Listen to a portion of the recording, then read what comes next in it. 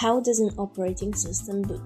So, when you fire up your computer, the BIOS, Basic Input-Output System, looks for a segment ending in hexes AA and 55 and executes the code in it.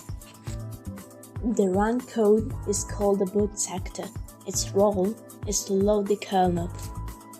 Here we can see a basic boot sector setup. It is a bare minimum to get going with OSDev. The first instruction is for the processor to jump to the current memory location, in this case resulting in an infinite loop. Last two are for the NASM to format our binary as needed. Disclaimer: the code can be only 510 instructions. Let's compile and run that bad boy.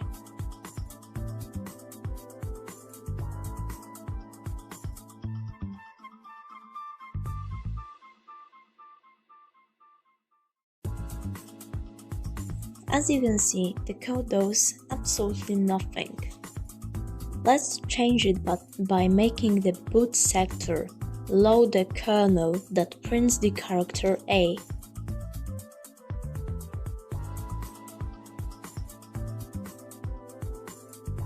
BIOS interrupt is a function fulfilled by the BIOS if set up correctly.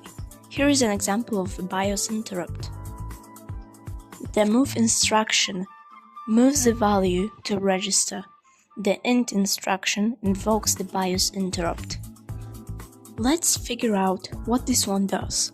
Interrupt 10 hex with AH being 0E hex is an interrupt that prints the ASCII character stored in the register AL.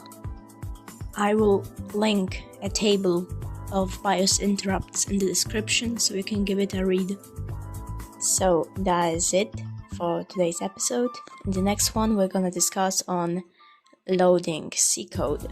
So see you to the next one.